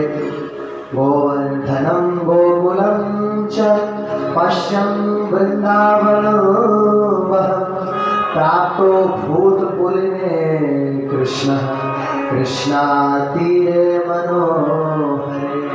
ठाकुर जी कृष्णा के तीर पर यमुना जी के मनोहर तट पर पहुंचे जहां पर कोटिश को गावो। गैया दौड़ती हुई आई और महाराज गौवे भी नेत्रों से अश्रु मुख्यो गतम। ठाकुर जी को देख के प्रसन्न हो गए और महाराज गतम व्यथा उनकी व्यथा दूर हो गई। आगे बढ़े ब्रजवाल देखा, अरे कन्हैया आ गया, कन्हैया आ गया। रथम सकुंभर ध्वज वायु वेगम, महाराज वायु के वेग के समान तेजी से दौड़ गए और जाकर के लिपट गए, सब लिपट गए, वहां से आगे बढ़े। और जैसे ही श्री यशोदा मैया ने देखा उनको, उन देखते ही मूर्छित हो गए। सर्वे दुर्गोपा मुंचन्तो श्रोणी मैथिल प्रवक्तुम न समार्था श्री कृष्ण विक्षेप विह्वला। बोलते हैं जितने गोप गोपी थे फूट फूट करके रोने लगे, लल्ला अब हमें छोड़ करके मत जाना। ठाकुर जी वहां से आगे श्री राधा रानी के पास कदली वन में गए और वहां बुलावा पाकर जब ठाकुर जी गए, राधा रानी ने देखा, देख करके बोला कि दूरे यदुपुरी नागतम किम करोषि किम वंदे हम रहो दुखम भरतो शेष साक्षिणा। हे प्रभु, कितना दूर था वो यादवपुरी जो इतना देर लगा दिया ने। और ठाकुर जी ने उनके विरह सुन करके ठाकुर जी बोले, माँ शोकम करो राधे, तुम कब विज्ञापन समागत, अब मैं नहीं जाऊंगा, तुम बिल्कुल भी चिंता मत करो। अब समय 5:30 हुआ है। आगे भी ठाकुर जी की बहुत बड़ी लीला है, वो तो अगली बार कभी होगा तो होगा। ठाकुर जी ब्रजधाम में पहुंचा दिए हैं, लौट के अभी जाने नहीं चाहिए। और ठाकुर जी को ब्रज में रखते हैं और कुछ आप लोगों का समाधान कर देते हैं। उसके बाद अंतिम कुछ कथा का वर्णन करके आज समाप्त करते हैं।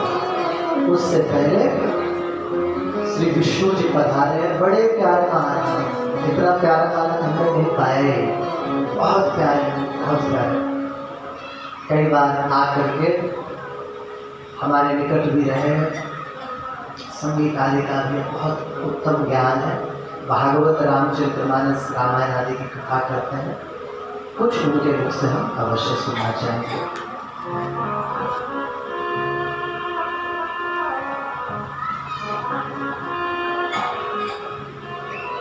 श्री राधा रानी की, श्री बांके बिहारी लाल की, सीतानाथ समारंभां श्री रामानंदार्य मध्यमां अस्मदाचार्य पर्यन्तां वन्दे गुरु परम्परां। वन्दे बोधमयं नित्यं गुरुं शङ्कररूपिणं यमाश्रितो। श्री गुरुदेव महाराज के शिष्य श्री सर्वेश्वर दास मधुजी महाराज यहाँ अपने श्रीमुख से मधुराति मधुर सप्त दिवसीय श्रीमद् भागवत आपको है, अच्छा 8 दिवस की यह आपको श्रीमद् भागवत सुना रहे हैं। बड़ा ही विस्तृत और व्यवस्थित श्लोक क्रम से और बड़ी ही दिव्य कथा श्रवण करा रहे हैं। हमने भी सुनी, हम तो हमारे बहुत ऐसी वस्तु हैं जिनका समाधान हो गया। हाँ, और इतना आप बाबा कह रहे कि बोले हम वैसे तो विस्तार से एक जगह करें, पर लेकिन आज करनी है पूरी कथा, इसलिए थोड़ा क्रम जल्दी जल्दी चल रही। तो बहुत अच्छी कथा बाबा सुना रहे, बड़ी दिव्य, हम भी सुनकर धन्य हो गए, कृतार्थ हो गए। भगवान की कृपा है आप सभी ब्रजवासियों पर, साधु महात्माओं की करुणा है, आपको कथा सुना रहे हैं। बड़े बैरागी महात्मा हैं और हम तो इनके आगे कुछ बोलने लायक ही नहीं, ये बात हकीकत है। और बहुत शास्त्रों का स्वाध्याय किया है। हमारे गुरु जी महाराज के अत्यंत प्रिय हैं, लाडले हैं। महाराज जी की खूब कृपा करुणा इन पर बरसती रहती है। आप सभी धन्य हैं, गौ सेवक हैं, गाय के बहुत अच्छे सेवक हो, सनातन धर्म के सेवक हैं और इतने कट्टरवादी सेवक हैं कोई गाय के प्रति, सनातन धर्म के प्रति अगर कोई भी बात कहते सहन नहीं होती बाबा।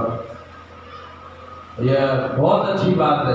ऐसे ही साधु महात्मा, ऐसे ही आप सभी को सनातन धर्म का सेवक बनाएं, गौ का सेवक बनाएं, ऐसे महात्माओं का आदर करते रहें। एक ठाकुर जी से प्रार्थना है हमारे अंदर भक्ति आए, ऐसी ठाकुर जी कृपा करें। बोल भक्त वत्सल भगवान की जय। जय। 5-6 स्कंदों को ऐसे ही नमस्कार नाम करके कृष्ण जन्म की सिद्ध करें। तो क्या करें, सच्चे कथा व्यास तो हम नहीं है, 7 दिन में हमारे द्वारा पूरा होना असंभव है। मतलब अगर जिस विधि से कथा चल रही थी उस विधि से कथा चलती तो 7 दिन में हम वहाँ पहुँचते जहाँ पहले दिन व्यास लोग पहुँचते, तीसरे स्कंद। यह शायद नहीं पहुँच पाते वहाँ, लेकिन बाबा महाराज श्री गौरदास जी महाराज ने कहा कि कार्य करो, भगवान नाम महिमा का उच्चारण कर लीजिए और आप कृष्ण जन्म की कथा के लिए सौगरी मुनि का चरित्र वर्णन। सौगरी मुनि का चरित्र भी 5 अलग अलग ग्रंथों में। महाराज जी लोग सौगरी जी का चरित्र कहते समय इतना भी ध्यान नहीं रखते कि हम किसी महान महात्मा का चरित्र कहें। बोलते देखो मछली को देख करके वो काम मोहित हो, जबकि सौगरी के विषय में कितने ही संहिताओं में आया है कि बाल्यकाल में उनका विवाह के लिए उपेंद्र, इंद्र के छोटे भाई, उसने अपनी कन्या का घाट लेकर गया और उन्होंने मना कर दिया। वो मछली लेके मुझे बजाय कुछ तो लीला हुई होगी, कुछ तो कारण हुआ होगा। सभी को सुनाया सौगरी का चरित्र। सौगरी का चरित्र में महाराज जी 2 भाई बनते हैं, केवल चरित्र को व्याख्या नहीं। तो अद्भुत अद्भुत चरित्रों का आपको श्रवण करने का मौका मिला। अब थोड़ा आप लोगों का समाधान कर देता हूँ। देखो कल हमने 4-5 बातें बताई है, थोड़ा सा स्मरण कर लो। जो बॉक्साइट से बनता है वो बनता है एल्युमिनियम। एल्युमिनियम का भोजन अगर बर्तन में भोजन समाप्त हो जाता है, जिससे भोजन में विषैले तत्व आते हैं और अस्थमा की बीमारी, किडनी खराब होने की बीमारी आदि आती, कैंसर होता है। और स्टील बनता है क्रोमोनियम, मैग्नीज आदि से। इन 2 बर्तनों के त्याग की कहा था। और प्रश्न है श्री सूरज भान पांडे जी का कि महाराज जी श्वास की परेशानी।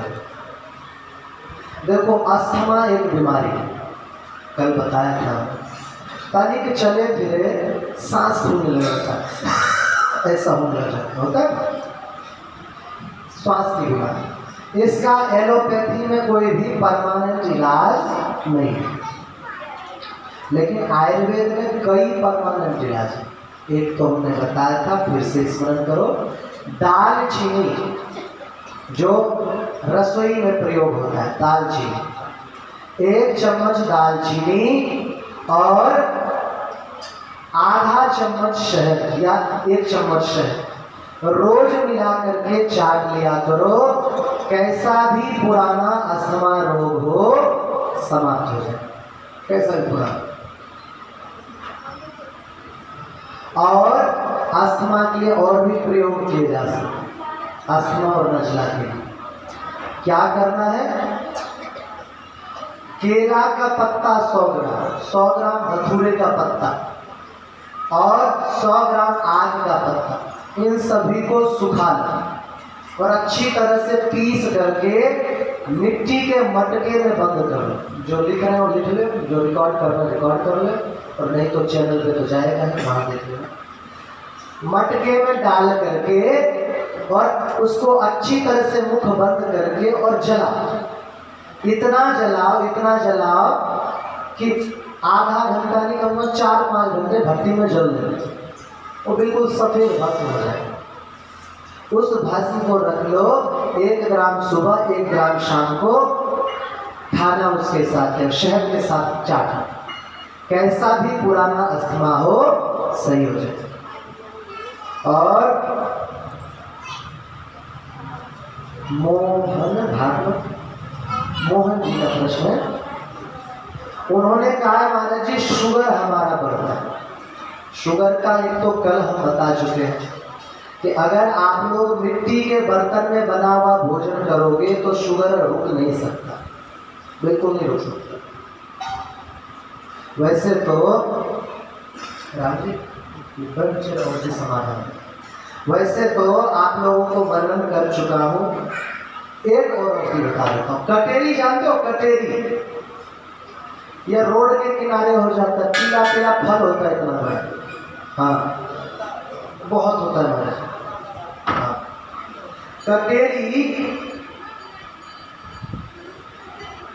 कटेरी फल को ले लो, 4 पीला पीला कटेरी फल, 4 कटेरी फल लेकर के रात्रि में 1 गिलास जल में मसल के डाल दो।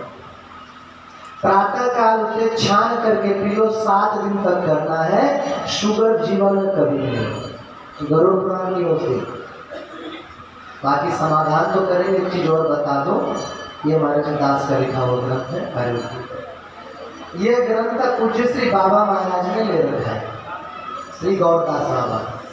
तो अब आप लोगों को कभी कोई बीमारी हो तो डॉक्टर के पास ना जाके इनकी खोपड़ी चाटना रोज। महाराज जी आपको जिसे सूची में देख करके बता देंगे, वो उपाय करना, पेटेंट इलाज है, उसका उपाय करने से बीमारी ठीक हो ही जाएगी। और लेते हैं, बोले पेट साफ नहीं रहता, सिर में चक्कर आते हैं। कल ही बताया है, सर्वेशाम रोगाणाम निदानम कुपिता मलः, सभी रोगों की जड़ है कि पेट साफ नहीं हो रहा है। तो पेट साफ करने के लिए क्या करें? जैसे तो कल कई उपाय बताए, आज बताता हूँ एक चूर्ण बनाने की पद्धति, और बहुत आसान, घर में मिल जाए। 100 ग्राम जीरा, 100 ग्राम अजवाइन, 100 ग्राम जीरा, 100 ग्राम अजवाइन, 100 ग्राम सूखा धनिया और 100 ग्राम काला हर, छोटा हर, बस 4 चीज लिए। चारों चीज को आग में भून लिए, धनिया, हर, जीरा और अजवाइन भून लिए, पीस लिए, उसमें 50 ग्राम काला नमक मिला दिए। बहुत स्वादिष्ट बन जाएगा, खाने में बहुत टेस्ट अच्छा है। वो भोजन के बाद 1 चम्मच मुख में रख लोगे तो पाचन तंत्र सुधर जाएगा, गैस बनना बंद हो जाएगा, पेट साफ होने लग जाएगा और कमजोर बुद्धि वालों का बुद्धि तेज होने लगेगा। और बोले सिर में चक्कर आते हैं, जिनको चक्कर आते हैं वह अनुलोम विलोम प्राणायाम किया करो, 1 दिन में सही हो जाओ। और अगर एक ही व्यक्ति को पेट साफ ना होना और चक्कर आना दोनों समस्या है, तो दोनों समस्या में केवल पेट साफ ढंग से होने लग जाए और आपका वो दूर हो जाएगा। खुजली के लिए कल बता चुका हूँ, फिर बता देता हूँ। आप लोग नीम की पत्ती या छाल को जला लो, नारियल के तेल में लगा मिला के। डल्लन भगत, डल्लन नींद, अच्छा याद नहीं रहती, कुछ भी याद नहीं रहती। एक मुद्रा है, उसे कहते हैं गोशिंग मुद्रा। ये दोनों उंगली है, सबसे छोटी और सबसे बड़ी, इन दोनों को मिला ना। अरे माटी को धोनाओ मिलाओ, नहीं मिल रही फिर भी मिलाओ, कैसे मिलेगा?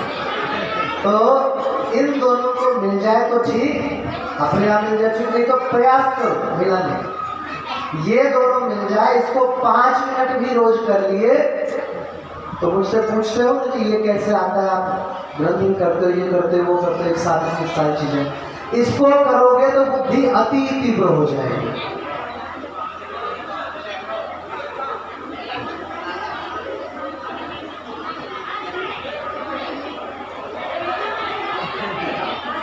क्या हुआ, कोई नहीं कर पा रहे बेटा? ये बोलो इस बच्चे, ठीक है रुक जाओ, नहीं कर पा रहे तो कोई बात नहीं, दूसरा उपाय और बताता हूँ। बांध लो, कुछ दिन अभ्यास के लिए बांध लिया। ये जिसका छू जाता है उसका एक और कमाल बताते हैं शिव संहिता में। किसी को नजर लग गई हो ना, ये किसी का छू जाए तो 3 बार ऊपर से नीचे कर दे, नजर उतर जाए। बहुत आसान उपाय है। तो एक माता जी का आया है, नस ब्लॉकेज है, नस में ब्लॉक हो गया है। अच्छा, एक ऐसा उपाय बताता हूँ, हमारे ग्रंथ में से है।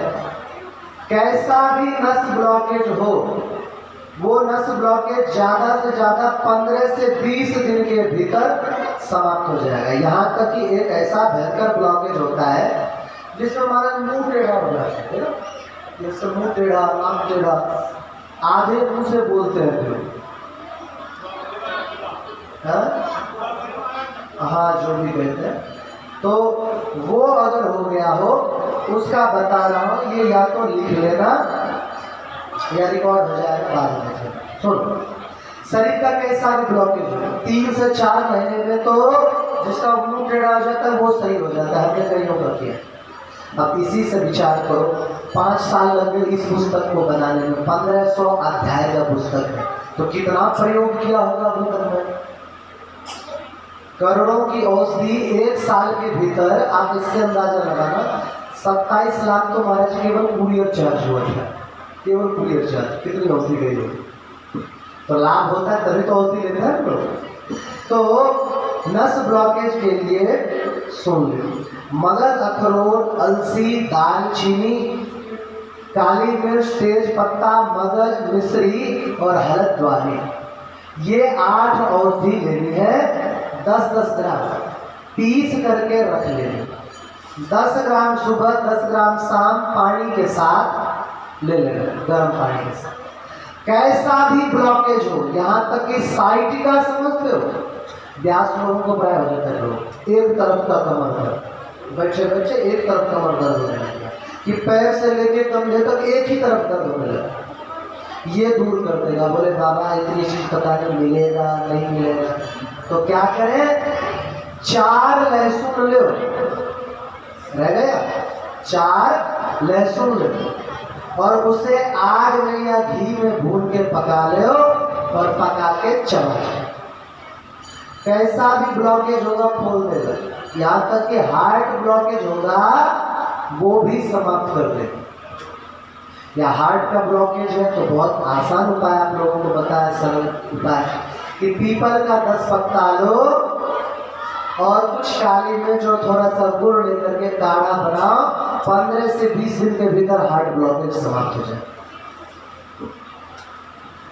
शुगर का तो बता दिया है, एलर्जी का हमने कल बताया। एक तो एलर्जी कई प्रकार की होती है, वो एलर्जी है क्या, तनिक ठंड लगी आछी आछी वो वाली है, वो एलर्जी, उसे नजला कहते हैं। उसके लिए आसान उपाय याद कर लो, कंठस्थ कर लो, क्या, सफेद मिर्च। सफेद मिर्च समझते हो, गोल गोल सफेद मिर्च, जैसी काली मिर्च होती है वैसी सफेद मिर्च। 21 सफेद मिर्च 21 दिन तक जल के साथ खाली पेट निगल लेगा, बस 21 दिन। नजला जुकाम कैसा भी होगा समाप्त हो जाए। और बताओ,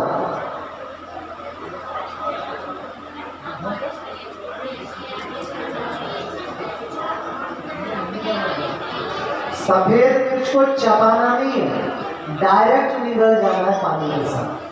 अच्छा, दूसरा कदम जानते हो, कदम जानते हो, कदम के पत्ते का रस निकालो, नाक में 4-4 बूंद सोने से पहले रोज डालो, 7 दिन कर लो, नजला जुकाम समाप्त। नजला जुकाम का कोई इलाज एलोपैथी में नहीं है, एक बार हो गया बुढ़ापे तक लगे, कोई इलाज। और गाय का घी अगर कोई व्यक्ति नाक में रोज डालता है सोने से पहले तो बुद्धि तीव्र हो जाती है और नजला जुकाम में भी बहुत ज्यादा राहत मिलती है।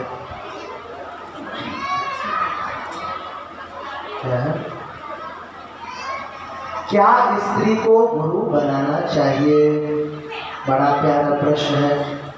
अगर हम शास्त्र नहीं पढ़े होते तुरंत बोलते बस पति ही गुरु है, रहने तो क्या जरूरत है गुरु बनाने की। देखो, पति गुरु है, गुरु तुल्य है, पत्नी प्यारी है, देवी है। गुरु की आवश्यकता क्यों होती है?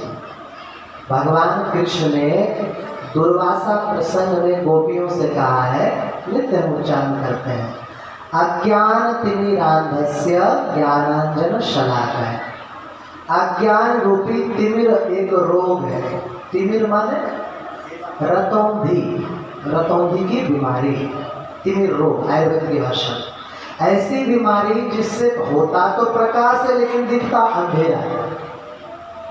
अज्ञान तिमिर, अंध से अंधेरा, ऐसा रोग है। ज्ञानांजन शलाकाय, ज्ञान रूपी अंजन आंखों में लगा करके, ज्ञानांजन शलाकाय चक्षु रुन्मीलितम येन, चक्षु को उन्मीलित कर देते हैं, ज्ञान रूपी चक्षु खोल देते हैं। तो गुरु बनाने की आवश्यकता क्यों है? गुरु बनाने की आवश्यकता है हमें आध्यात्म की प्राप्ति के लिए। आप देखो, संसार के लिए भी गुरु बनाने की आवश्यकता होती है कि नहीं होती? आपको बीड़ी भी कोई ना कोई गुरु ही पिलाना सिखाएगा। पहले बेटा पी बीड़ी, वो आपका बीड़ी पिलाने वाला गुरु है। आपके क्षण क्षण पे गुरु है। अच्छा एक बात बताओ, आप यहाँ से बरसाना जाते हो, कितना रुपया लेता है टेम्पो वाला? 10 रुपया, 20, 30? अरे बस करो, इतना महंगाई और मत करो। 30 लेता है सच में? यहाँ से 30 तो 30 रुपया यहाँ से बरसाने का लेता है। कितना किलोमीटर है बरसाना? 12 किलोमीटर, तो डबल से भी अधिक धन लेता है। अच्छा आपको जाना है गोलोक वृंदावन साकेत धाम, तो कितना किराया लगेगा भाई? बहुत ज्यादा दूरी है। और सबसे बड़ी बात, आपका जो रुपया है वो इस देश में चलता है। अमेरिका चले जाओ आपका ये रुपया अमेरिका में भी नहीं चलता, वहां कैसे चलेगा? तो वहां चलने के लिए क्या चाहिए? वहां चलने के लिए कुछ चाहिए? तो बोले हाँ, वहां चलने के लिए हमें भगवान नाम चाहिए, सत्संग चाहिए, कीर्तन चाहिए, जितना ज्यादा से ज्यादा इकट्ठा कर सकते हो। कल एक व्यक्ति आया, राम जी महाराज बैठे थे, पहले भी आज कैसे, और बोलने लग गया निंदा तुरंत शुरू। बोले अरे महाराज गाँव में तो सबरे माला झोली लटका के चलते हैं। हमने कहा आपको क्या समस्या है, आप भी लटका लो, देखे सुनने वाले। बोल रहे हैं कि पाप कर रहे हैं लेकिन राम राम जप रहे हैं। हमने कहा तो क्या राम राम जपना बुरा हो गया? क्या आपके हिसाब से सिर्फ पाप ही करने चाहिए, राम राम नहीं जपना चाहिए?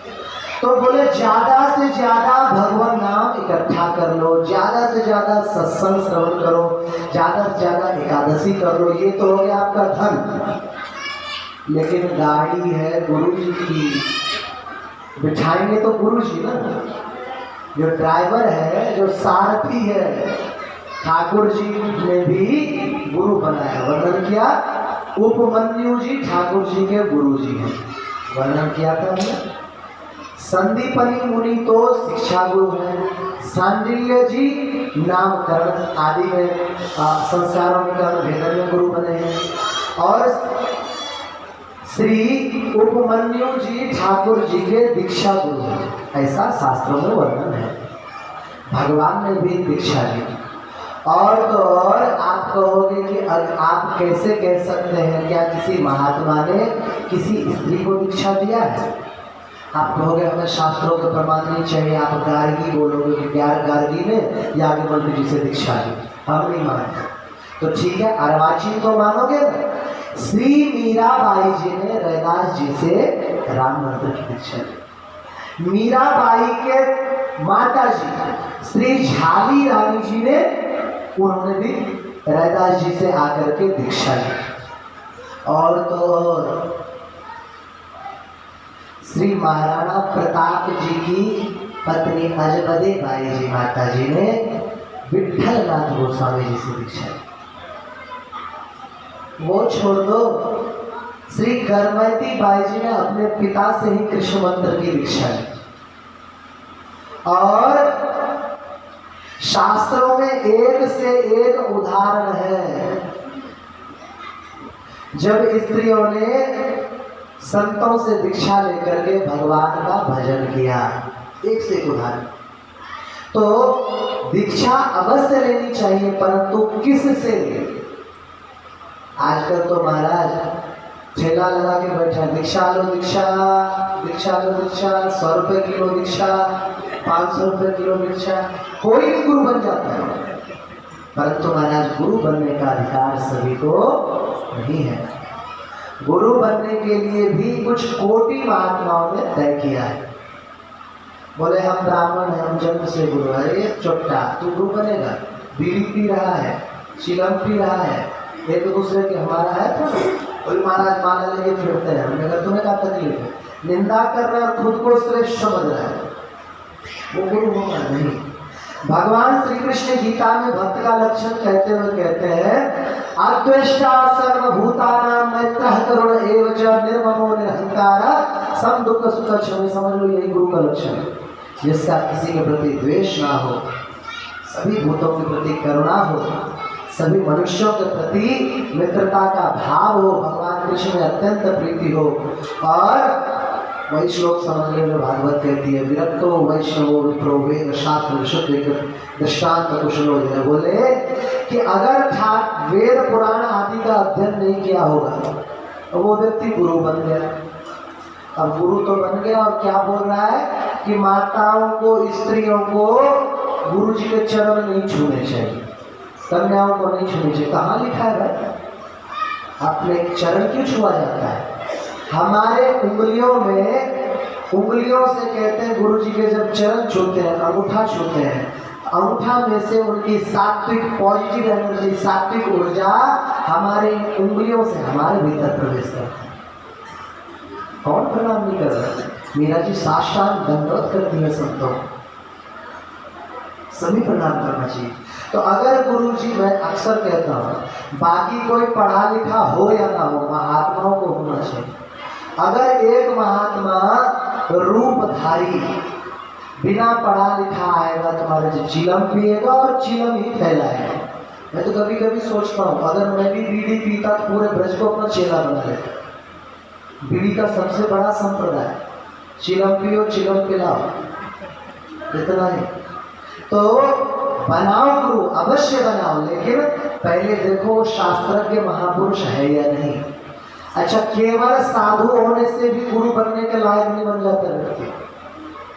यहाँ तक कि शास्त्रों ने तो ये कहा है कि भगवत प्राप्त महापुरुष होने के बाद भी गुरु बनने के लायक नहीं, वो गुरु को दीक्षा नहीं दे सकते।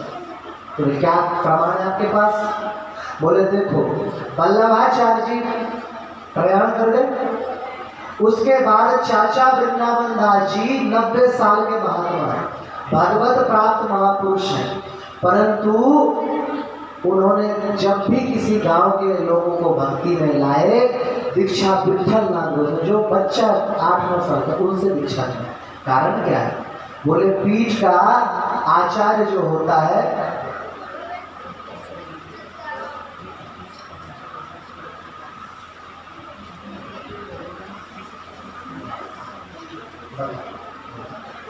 तो हर किसी को गुरु मत बनाओ, गुरु बनाओ पर हर किसी को मत बनाओ। समझ में आया? नाम तो नहीं लिया आपने, जो भी आगे समझ में नहीं आया, नहीं आया।